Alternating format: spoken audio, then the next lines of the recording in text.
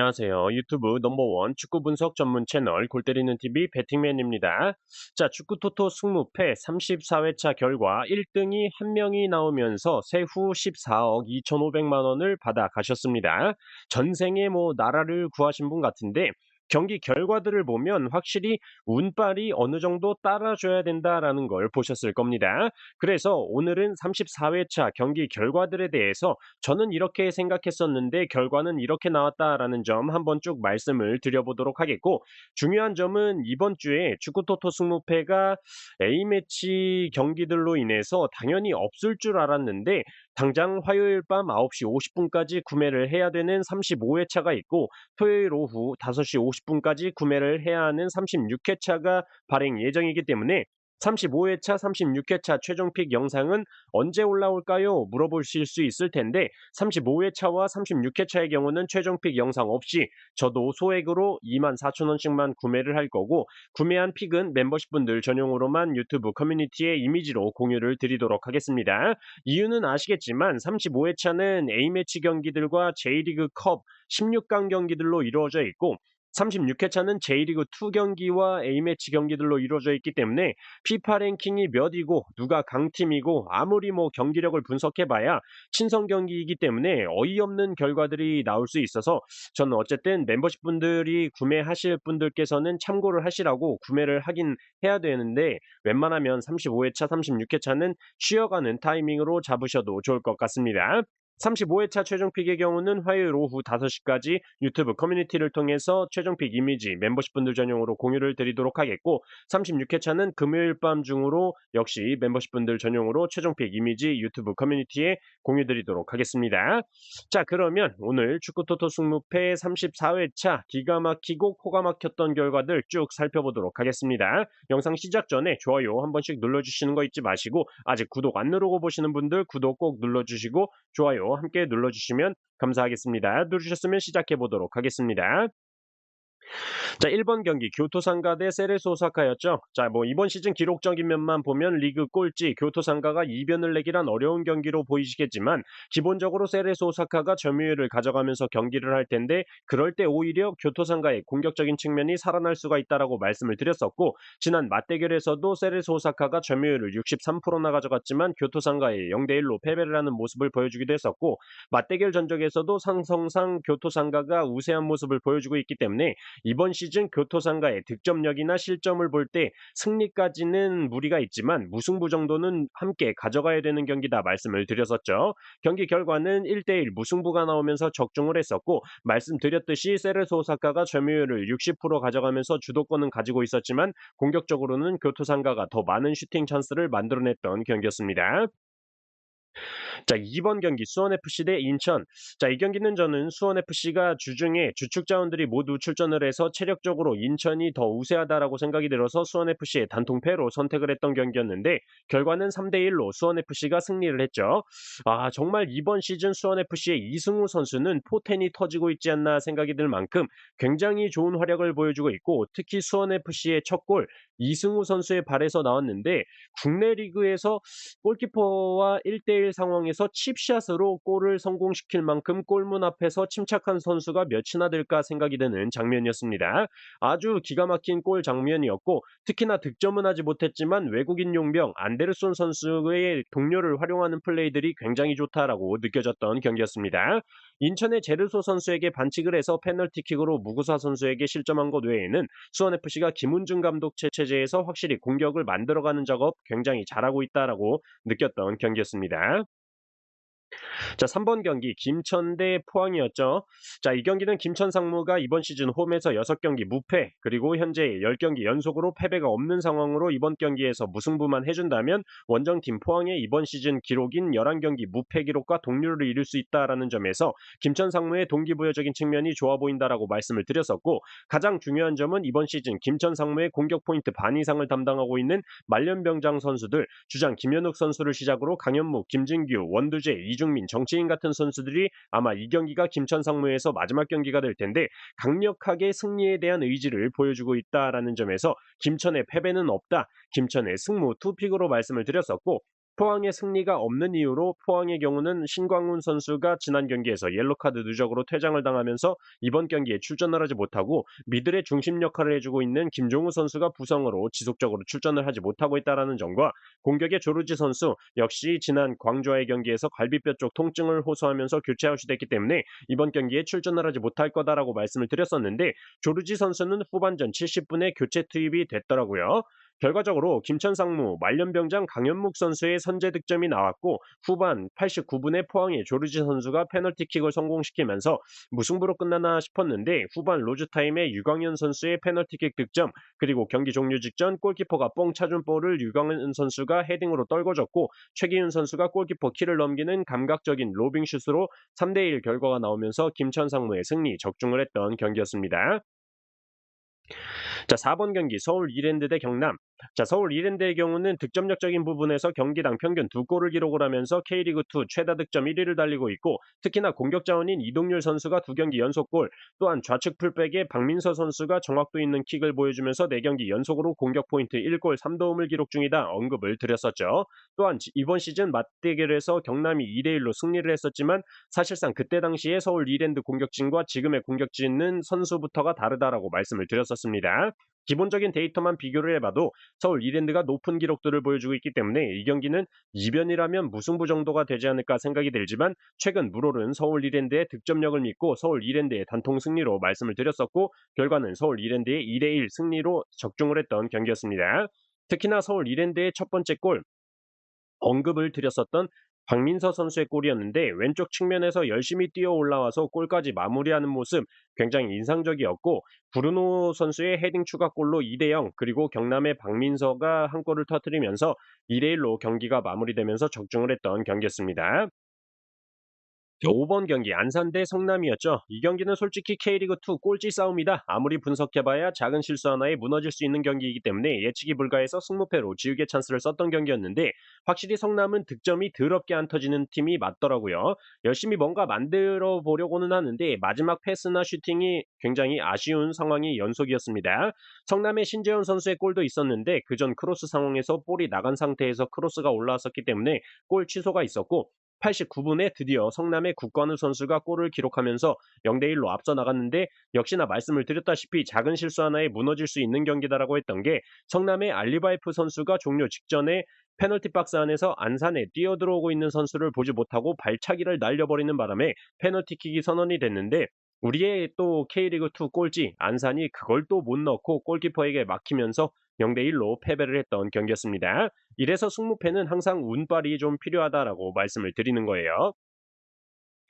자, 6번 경기 도쿄베르 대 삿포로 경기였죠. 리그 19위 강등권에 속해 있는 삿포로와의 경기이고 기본적으로 삿포로의 경우 이번 시즌 실점이 31점으로 J리그에서 최다 실점을 기록 중인 상태고 득점 기록 역시 리그 꼴찌 교토상가보다도 한 골 많은 수준에 그치고 있다라고 말씀을 드렸습니다. 또한 삿포로의 주전 공격 자원인 아사노 유야 선수와 아오키 료타 선수가 햄스트링 부상으로 이번 경기에 출전을 하지 못하기 때문에 도쿄베르의 승무 투픽이면 무난하게 패스할 수 있는 경기지만 그래도 승무 투픽 중에서 단통으로 선택을 한다면 기본적으로 도쿄베르디의 경우 점유율을 낮게 가져갔을 때 공격 찬스들을 많이 만들어내는데 삿포로의 이번 시즌 평균 점유율이 56%로 46%인 도쿄베르디보다 점유율을 높게 가져가는 팀이기 때문에 도쿄베르디의 공격 찬스가 많이 나올 것으로 예상이 되고 경기당 득점, 유효 슈팅, 찬스 메이킹 숫자뿐만 아니라 이번 시즌 기록적인 면을 모두 비교를 해보면 도쿄베르디가 한 수 위에 있다는 걸 볼 수 있기 때문에 도쿄베르디의 단통 승리로 말씀을 드렸고 5대3 결과가 나오면서 적중을 했던 경기였습니다.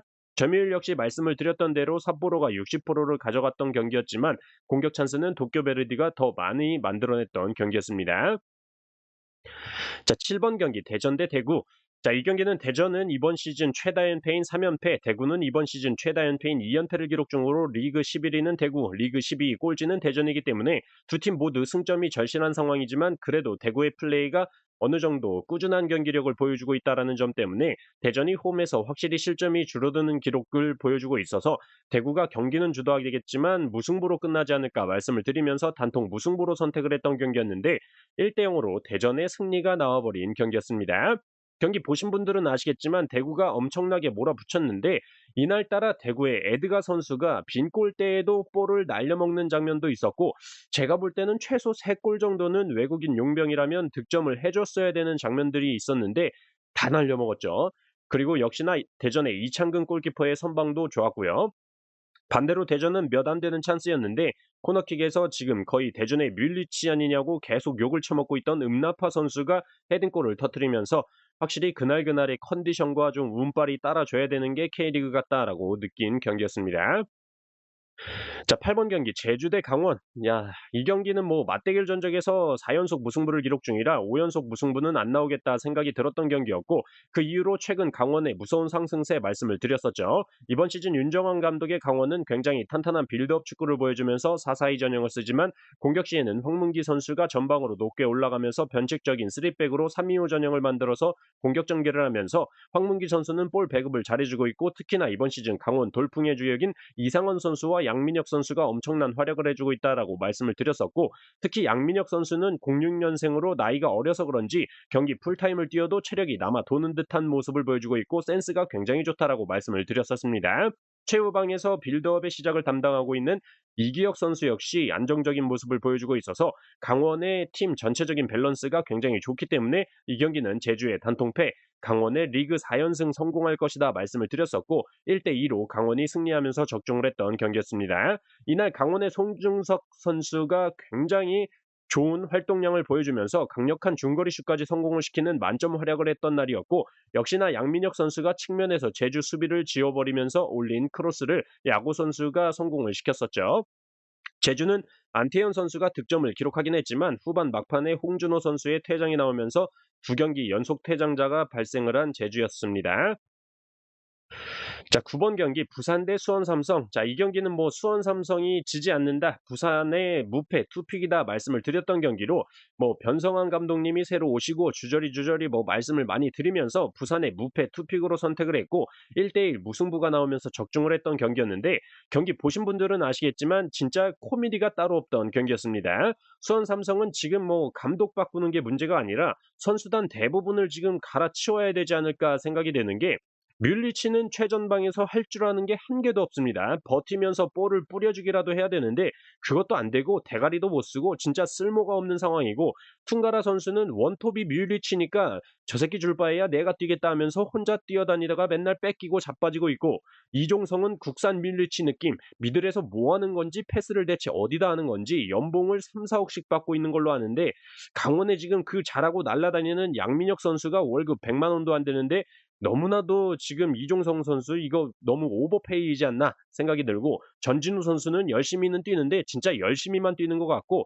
전체적으로 선수단 자체의 레벨이 너무나도 떨어져 있다 생각이 들었습니다.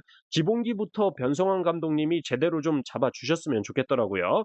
이날 TV로는 강원 경기를 틀어놓고 핸드폰으로는 수원 삼성 경기를 봤는데 진짜 채팅창에 불이 나더라고요. 수원 삼성 욕이 뭐 거의 도배가 되고 뭐 동춘 서커스 다니냐 전진우가 아니라 후진우다 별의별 말이 다 나왔었는데 참 수원 삼성이 어쩌다 이 지경까지 왔나 싶기도 하고 좀 그렇더라고요. 어쨌든 이 경기는 뭐 부산이 압도를 했는데 수원 삼성의 이종성 선수가 슛한 볼이 골키퍼 손 바로 앞에서 잔디에 맞고 튀어오르면서 득점이 되는 잔디발 뽀록골로 1대1 무승부가 나왔던 경기였습니다.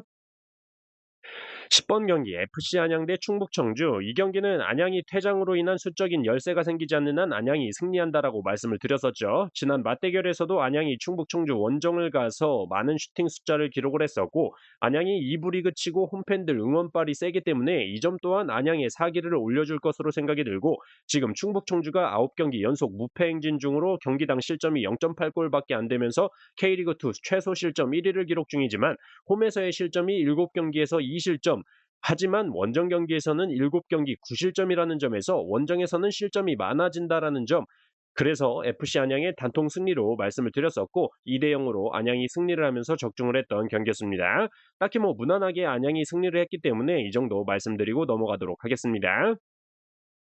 자, 11번 경기 가와사키 대 나고야 경기였죠. 이 경기는 일단 나고야가 이번 시즌 2연속 무승부를 기록한 적이 없었다라는 패턴적인 측면과 이번 시즌 원정에서 5승 2패로 무승부를 기록하지 않고 있던 나고야이기 때문에 일단 무승부는 없다라고 말씀을 드렸었고, 가와사키의 승패 투픽에서 굉장히 고민을 많이 했다라고 말씀을 드렸었는데, 가와사키는 모든 경기에 출전 중인 핵심 주전 수비 자원인 사사키 아사히 선수가 경고 누적으로 출전을 하지 못한다라는 점이 커 보이고, 나고야는 원정에서 오히려 득점이 올라가고 실점이 줄어드는 모습을 보여주고 있기 때문에 가와사키의 단통 패로 선택을 했었는데, 가와사키가 정배당을 받고 있다라는 게 굉장히 찝찝한 경기다라고 말씀을 드리면서, 찝찝하긴 해도 가와사키의 단통 패로 선택을 했었는데 가와사키가 2대1로 승리를 하면서 틀린 경기였습니다. 일단 이날 비가 온 게 경기력에 굉장히 영향을 많이 미쳤다라고 보였고, 가와사키가 너무나도 이른 시간 전반 5분 만에 코너킥 상황에서 헤딩골을 기록을 했고, 두 번째 골의 경우는 나고야의 수비수가 볼을 수비 진영에서 돌리다가 미끄러지는 실수가 나오는 바람에 가와사키의 이에나가 선수가 침착하게 추가 득점에 성공을 하면서 추가 실점을 했었고, 나고야가 많은 득점 찬스가 있었는데 골대에 맞고 수비벽에 막히고 하면서 운도 좀 안 따라줬었던 경기였습니다. 자, 12번 경기 가시와 대 후쿠오카. 자, 이 경기는 가시와 승리 쪽에 투표율이 많이 몰렸지만 단통 무승부로 말씀을 드렸던 경기였고, 가시와나 후쿠오카나 두 팀 모두 점유율을 낮게 가져가는 팀이지만 후쿠오카의 경우가 평균 점유율 38%로 굉장히 낮은 점유율을 보여주고 있기 때문에 가시와의 공격이 오히려 잘 안 먹힐 수 있다 말씀을 드렸었고, 또한 후쿠오카의 경우가 수비 자원의 결장자가 많은 상황으로 유자와 마사토, 나라타츠키, 더글라스, 마에지마요타 선수가 출전을 하지 못할 것으로 보이지만, 그래도 지난 니가타와의 경기에서 남아있는 수비 자원들로 좋은 수비 능력을 보여줬었기 때문에 팀 분위기 자체는 나빠 보이지 않는다 말씀을 드렸는데, 다만 가장 많은 득점을 기록 중인 자이리 선수가 출전을 하지 못하기 때문에 가시와의 패배 이변까지는 생각을 하지 못하겠다 말씀을 드리면서 단통무승부로 말씀을 드렸었는데, 가시와의 자책골, 오다이츠키 선수의 헤딩골까지 터지면서 후쿠오카가 0대2로 승리를 하는 이변이 나왔던 경기였습니다. 개인적으로 이변 잡아낼 수 있었는데 후쿠오카 자에디 선수의 결장을 제가 좀 너무나도 크게 생각을 해서 아쉬웠던 경기였습니다. 자, 13번 경기 FC 서울 대 광주. 이 경기는 뭐 지난 시즌과 이정효 감독님의 축구 스타일은 변함이 없는 것 같지만 선수들의 개개인 능력치가 좀 떨어지다 보니까 득점을 할 수 있는 상황에서 마무리가 제대로 안 되는 것 같다 생각이 많이 들지만, 어쨌든 이번 FC 서울과의 경기 이정효 감독님께서 해오던 대로 준비를 잘 해올 것으로 보이지만, 두현석, 안영규 같은 주전 자원들이 출전이 불투명하다라는 점, 특히나 공격에서 많은 역할을 해주는 이희균 선수도 부상으로 출전을 하지 못하고 있다라는 점이 크다라고 말씀을 드렸죠.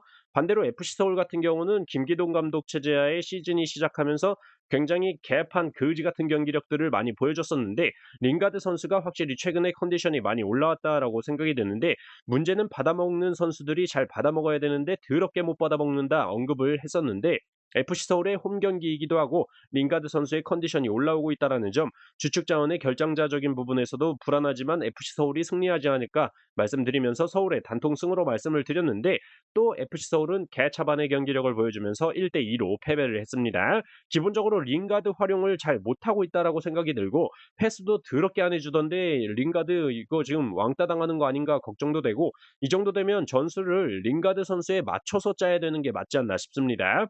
광주는 뭐 역시 이정효 감독님께서 해오던 대로 잘 준비를 해 오셨고, 이건희 선수와 백하 선수가 득점에 성공을 하면서 승리를 이끌었던 경기였습니다. 자, 14번 경기 천안 대 충남 아산. 자, 이 경기도 뭐 5번 안산 대 성남 경기와 마찬가지로 승무패로 지우개 찬스를 썼던 경기였습니다. 2부 리그 경기는 감히 분석을 해서 예측을 한다라는 게 어렵다. 심판 판정 문제부터 시작해서 별의별 일이 다 일어나기 때문에 승무패로 지우개 찬스를 썼는데, 경기 보신 분들은 아시겠지만 이 경기 논란이 좀 있죠. 0대0 상황에서 후반전 90분이 모두 지나갔고 추가 시간이 6분이 주어졌던 경기였는데, 아무리 VAR이고 뭐고 시간을 다 합쳐도 그렇게까지는 주면 안 되는 경기이지 않나 싶은데, 마치 한 팀이 골을 넣어야 끝을 낼 것처럼 경기를 계속 안 끝냈었죠.